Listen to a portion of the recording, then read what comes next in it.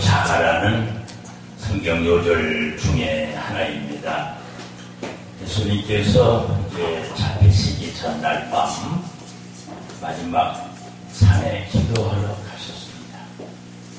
그런데 예수님은 그날 밤 특별히 무슨 큰일이 있기 때문에 그것 때문에 일부러 억지로 그냥 시간 내서 간 게 아니고 예수님은 항상 그 습관적으로 이 기도를 하러 가셨다는 거죠. 습관적으로 기도하셨다. 주수활이라고는 이런 영어 단어가 있는데 이것은 보통 그 평범하게 그냥 통상적으로 일상적으로라는 그런 뜻이에요. 평소와 다름없는 습관적인 이런 단어를 그렇게 사용합니다만은 자, 예수님은 습관상 강난산에 기도하러 가셨다. 예수님의 습관 중에 하나가 산에 기도하러 가시는 게 예수님의 습관이었어요. 아마 여러분과 나도 개인적으로 우리 모두들 각자들 위치에서 뭔지 신앙적인 면에서나 가정생활 면, 사회생활 면에서나 직장생활이나 어떤 자리에서든지 간에 우리는 그 습관이라는 그 특별한 게 뭐가 있을 거예요. 각자마다 습관은 다른데 예수님은 신앙생활하는 데 있어서 아주 습관이 뭐냐? 산에 기도하러 가시는 것이 예수님의 습관이었습니다. 등산하러 간 게 아니죠. 요즘 사람들은 등산하러 가시지만은 예수님은 등산하러 가신 건 전혀 아닙니다. 또 하나는 40절의 기록을 보면 주님이 기도하는 내용이 있어요. 지시였어요. 기도원에 같이 갔던 제자들에게 지시를 했어요. 너희들 여기서 기도해라. 왜 기도해야 되는지 아니? 너희들 기도하지 않으면 시험 들어. 기도해야 되니까 절대로 시험 들지 않게 하기 위해서는 꼭 기도를 해야 된다. 이런 얘기. 바로 이유가 있어요. 기도라고는 이유가 있어요. 유혹이나 시험이라고는 바로 temptation이라고는 이 단어가 주님이 말씀하시기를 요것 때문에 너희들은 기도해야 돼. 이렇게 기도해야 될 이유를 설명해 줬습니다. 그래서 누구 때문에 언제 어떻게 왜 어디서 시험이나 유혹이 올는지 모르기 때문에 이것을 대비해서 너희들은 꼭 기도를 해야 돼. 주님이 제자들에게 기도해야 될 이유를 가르쳐 주셨습니다. 세 번째로는 41절로 넘어갑니다. 기도하는 자세를 주님이 우리에게 보여주셨어요. 기도하는 자세. 주님이 무릎을 꿇고 기도했다고 성경은 말합니다. 주님이 뭐로 무릎을 꿇고 기도하셨을까?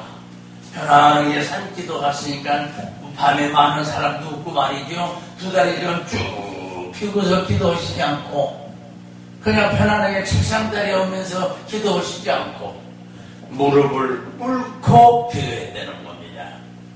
거기에도 굉장한 의미가 있어요. 무릎을 꿇는다.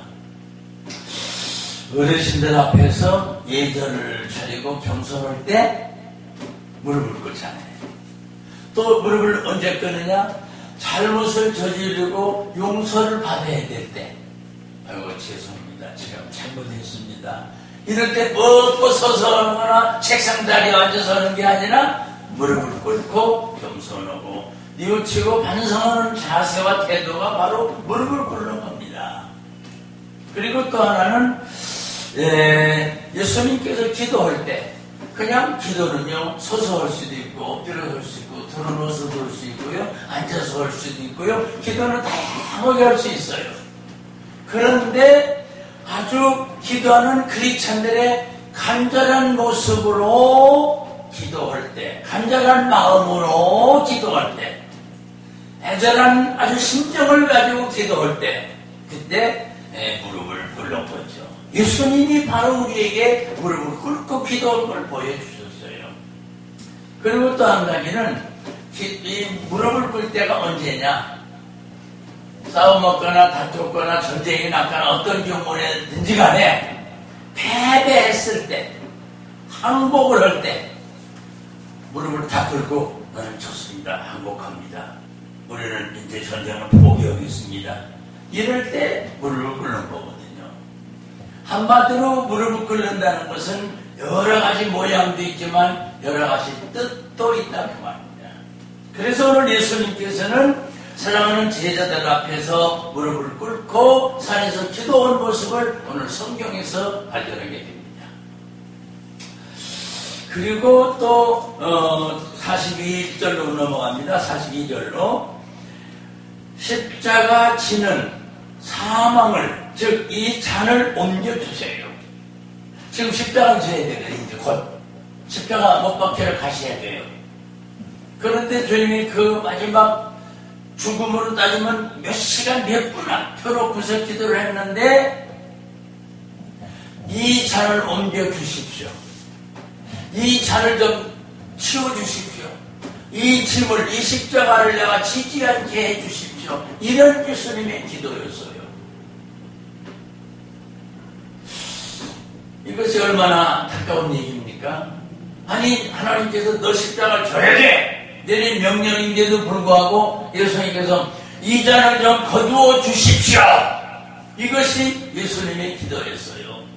근데 기도가 여기서는 끝나지 않고 연속적으로 기도가 나갑니다. 그 다음 연결된 기도, 연결되는 기도의 내용이 뭐냐? 여기까지는 제 뜻이고 제 마음이고 제 원하는 것 뿐이고요. 그러나 내 뜻대로 마시고요.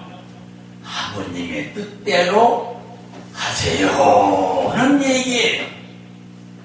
우리는 이런 몇 가지의 내용 중에서 한번 점검을 해봅시다. 예수님의 기도를 보시면서 우리가 점검해야 될 일이 있는데, 예수님은 습관을 따라 산에 기도하러 가셨다.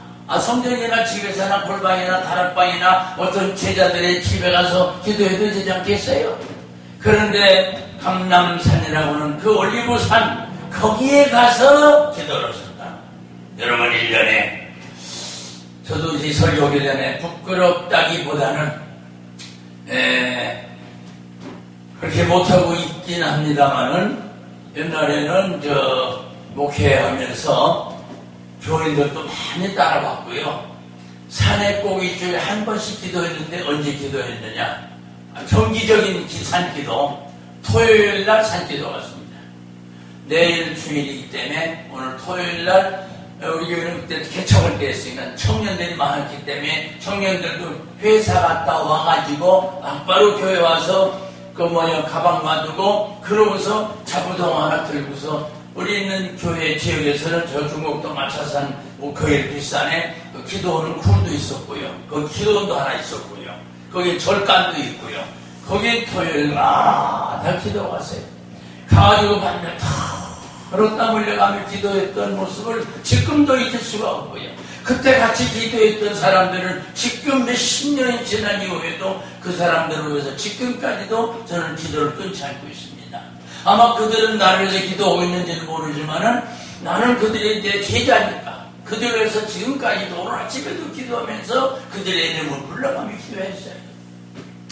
그것 때문에 교회가 부흥되고, 그것 때문에 지간을 받고, 그것 때문에 능력을 받고, 그것 때문에 이제 하나님께서 그때부터 부흥회를 가라고 오라오는 데가 많고, 심지어 홍천에 부흥을 갔더니 한꺼번에 9개 교회가 예배 끝나고 차 한잔 마시는 시간인데, 목사님 우리 교회도 부흥회, 우리 교회도 부흥회, 9개 교회.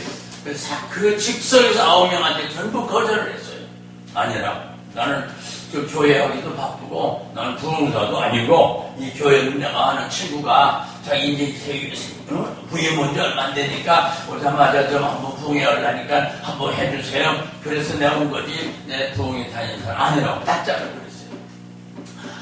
하나님께서 기도했을 때 우리에게 주시는 능력은 경험해보고 체험한 사람만 아는 거예요. 그래서 우리 청년들 몇십 명씩 데리고 산에 가서 기도하고 자부동이라고 하는 방송이 늘 있잖아요. 우리는 자부동 그랬어요. 이거는 또 방송인데 이걸 깔고 앉아서 기도해야 되니까 산에 올라가서 그걸 다 가지고 가서 기도했던, 그래서 그들이 다 은혜 받고 통계는 안 냈습니다만은 그때 기도했던 청년들은 지금 목사 아니면 장로가 됐고, 그때 기도했던 사람은 사모님, 목사 부인이 되지 않았으면 전도사가 됐고 목사가 됐고 그랬습니다. 그때 불받았던 기도했던 당시에 능력 주셨던 그 자리의 기도는 오늘날까지도 그 역사가 이어가고 있는 거죠. 기도의 역사는 바로 그런 겁니다. 예수님께서 산에 기도하러 가셨다. 여러분과는 1년에 몇 번이나 도대체 산에 기도하러 가십니다. 광장에 다니기 바쁘기 때문에 산에 찾아가기에는 성산에 가서 기도하는 시간을 우리가 갖지를 못한다 이 말이에요. 그러면 그만큼 우리 영역은 떨어지는 거죠. 별 수가 없어요. 기도 외에는 이런 능력이 맞지 않기 때문에 기도만이 능력이 오는 것이지, 밥을 만큼 먹어봐요. 밥을 먹으면 얼마나 배불러요. 밥을 먹는 만큼 배부른 것처럼, 밥을 안 먹으면 배고픈 것처럼 기도하는 만큼 능력을 주시고, 기도하는 만큼 축복을 주시고, 기도하는 만큼 하나님이 함께 하셔서 성령의 역사가 일으킬 수가 있다 그 말입니다. 그래서 예수님이 습관상 감난산에 기도를 하셨다고 하는 것은 바로 우리들은 어떤 악습이나 못된 습관이 있으면 이 습관을 버려야 되고, 예수님처럼 기도하는 습관을 갖는다는 것은 우리 성도들만이 할 수 있는 유일한 특권이 아니겠는가? 우리들이 할 수 있는 일 중에 하나가 아니겠는가? 금년에도 지금 1월달인 1월 초에 내가 아는 권사님을 그 가게 가시는 분인데, 가게 갈 때 어디 가셨냐? 엄마 산에 기도 가셨어요. 그래서 아마 이따 저녁에 오실 거예요. 그래, 그래, 그랬구나. 그 아들이 상점을 보길래 아들하고 같이 기도했어요, 하나님. 그 권사님 모여서 기도했어요. 그런데 기도하는 동안 그 권사님이 쑥 돌았어요, 벌써. 이런 재밌는 일도 있었는데, 이렇게 하는 분들 가운데는 연초에라도 꼭 산에 가서 1년을 놓고 하나님 앞에 기도를 하는 거예요. 소원기도, 회개기도, 계획된 일들을 위해서 기도, 다양한 종류의 제목으로 1년에 한 번 좀 첫날, 첫 주간이라도 같이 기도한다. 이것은 좋은 습관 중에 하나다. 이것을 말씀드리고요. 그리고 여러분 만약 기도할 때 이것 주세요, 저것 주세요, 이것 주세요, 이렇게 해주세요, 저렇게 전부 내 것만 요구고 내 뜻만 요구고 내 마음만 요구한다 이 말이에요. 그런데 예수님 마음대로 기도했지만 결론은, 마지막 내용은, 그것은 제가 오는 거고요. 오는다고 주실 분도 아니지만 우리 주님께서는 주님의 뜻대로 주세요. 여러분, 우리 기도도 이런 기도해야 되겠습니다. 열심히 기도하세요. 마음대로 기도하시고 뭐든지 달라고 그러세요. 달라고 하는데 하나님이 주시든 말든 우리 달라고 해야 돼요. 병도 마찬가지 아니에요. 낫든 말든 낫을 줄 믿고 낫게 달라고 그러는 거예요. 아멘. 그래서 분명한 것은, 나는 늘 목사님들한테 어제 주일 날 어떤 교회 가서도 설교하면서 지식 수련회라는 이름으로 또 세미나하러 가서 설교하면서 그랬어요. 여러분, 여기 아픈 사람들 많이 있죠? 여기가 아프든 여기가 아프든 어디가 아프든 아픈 사람 많은 거예요. 다리가 아프든 어디가 아프든 많은 거예요. 병 온 사람 아프든 다 있단 말이죠. 근데 목사님 몸에 끼지 마세요. 저분들을 기도하세요. 교인들 목사님 막 부려먹어요. 기도해달라고 막 띠를 써요. 성경은 그렇게 말하기를 병든 자에게 손 얹고 기도하면 목사님이 일으켜주신다 그렇게 되어있질 않아. 주께서 저를 일으키신다. 그렇기 때문에 기도는 목사님이 하고 우리가 해도 일으키시고 응답하시는 저 양반이란 말이에요.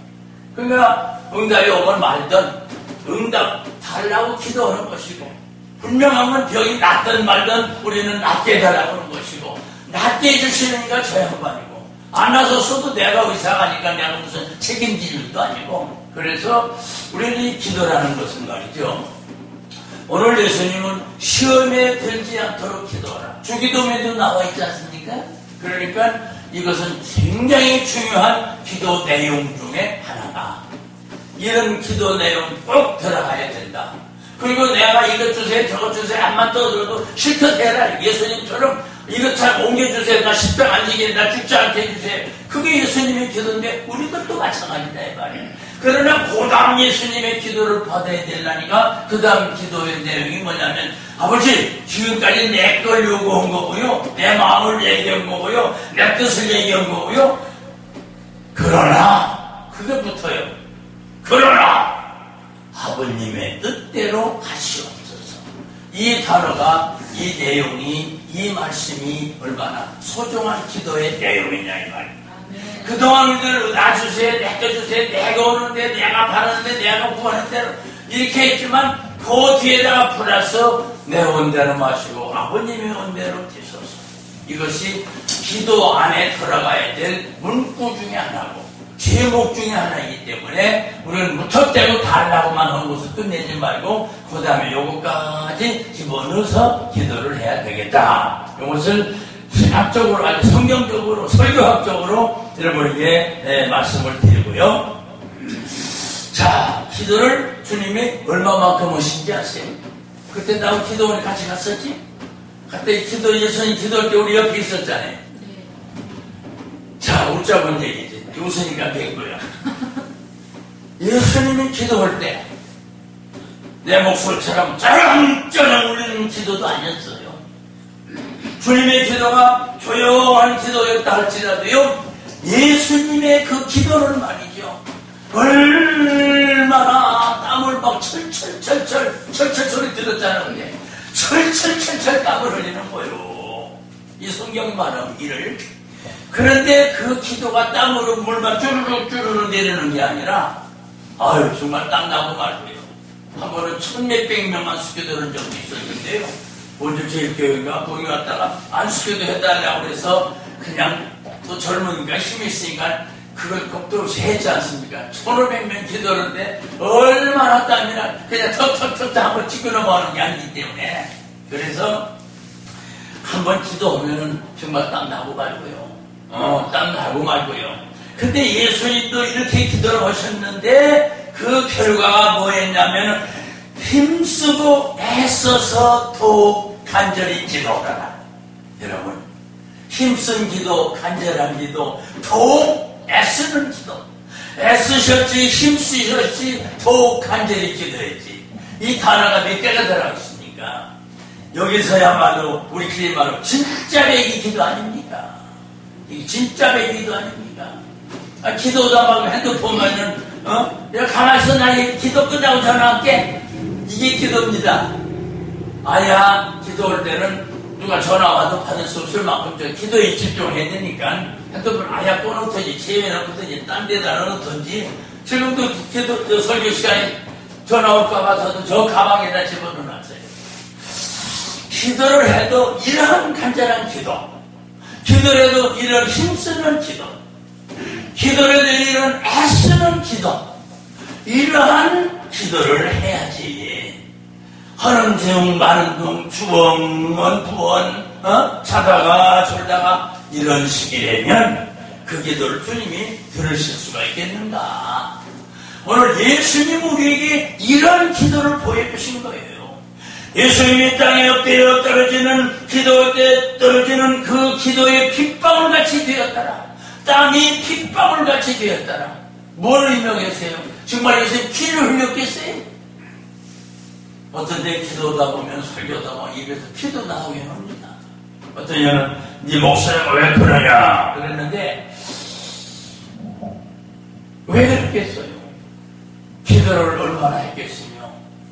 저는 군에 장교 출신 보병장교이기 때문에 군에서 개병 지휘를 많이 했거든요. 그래 그러면 째랑째랑 울렸거든요. 그런 것도 해보고 몇 년 해보세요. 목이 뭐 그렇게 되고 산기도 얼마나 갔겠어요. 부흥회를 얼마나 했겠어요. 옛날에 부흥회는 월요일부터 토요일까지 했거든요. 그때는 뭐 안식교를 계속 해줬거든요. 그때 역사와 이적과 기적과 성령이 계속 은사로 나타나고 말이에요. 그러니까 뭐 어렵지도 않게 막 했어요. 그때 이 목소리가 볼이 보였어. 그 목소리 아니겠어요. 여러분, 기도의 방법과 기도의 모습과 기도의 결과와 기도의 내용, 이것을 오늘 이 본문에서 확실히 읽으시라고요. 예수님의 기도 내용이 무엇이냐? 예수님이 기도의 방법은 뭐했느냐? 예수님이 기도의 모습은 어땠느냐? 예수님의 기도는 습관적인 기도였다. 기도의 내용은 뭐였느냐? 내 뜻대로 아니라고 무릎을 꿇었다. 이거 다양한 천사가 와서 도와줬다. 이 44절 보면요, 기도의 결과가 나오는데요, 기도의 결과는 하늘로부터 주께로부터 힘을 돕더라. 여러분, 힘. 내가 힘쓴다고 되는 게 아니라, 내가 힘쓰는 뭐 돌을 움직이는 힘쓰는 게 아니고, 내가 움직이는 것은 돌을 움직이는 힘쓰는 게 아니고, 기도에서 땀 흘리는 힘쓰는 거예요. 그런데 그것도요, 그때그때 성령께서 힘을 주시면요, 1500명 안수 기도하고도 남는 거죠. 힘을 주셔야 되는, 이런 체험해볼 때 어째 이런 일을 안 할 수가 있겠어요. 그래서 예수님의 기도의 결과는 천사를 보내주셨고 그에게 힘을 더 주셨다고 이렇게 말하고 있습니다. 자, 시간 돼서 이렇게 맞추겠습니다. 분명한 사실은 예수님께서 우리에게 기도를 이렇게 가르쳐 주셨어요. 이렇게 해서 기도가 우리에게 얼마나 소중한 걸 알려주셨어요. 기도의 내용이 무엇인지를 알려주셨어요. 함께 하신 이 귀한 시간에 우리 성도들이요, 무릎 꿇는 일은 얼마나 소중한 일인가. 성경에 말하기를 무릎에 대한 많은 내용들이 나오는데 이것은 하나님께 대한 경외입니다. 무릎 꿇는 일은 하나님께 잘못을 했다고 고백하는 겁니다. 그리고 내 마음대로 하다가 내 마음대로 아니고 하나님 뜻대로 하겠습니다. 하나님께 투항을 하는 겁니다. 이 무릎 꿇는 일은 아주 간절한 간구의 모습으로 무릎을 꿇는 겁니다. 그리고 이 무릎을 꿇는다는 것은 하나님께 대한 순복을 서양하는 겁니다.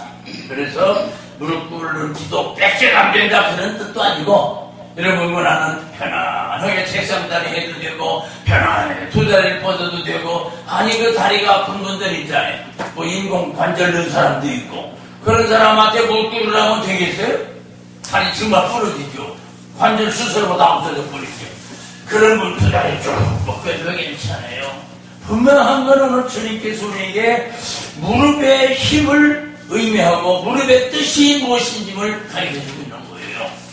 여러분과 내가 가져야 될 만한 기도의 자세는 바로 이거고, 기도해야 될 내용은 이것임을 다시 한번 깨닫고, 오늘 본문 누가복음 22장 39절과 44절에서 기도 결과까지 자상스럽게 나와 있어요.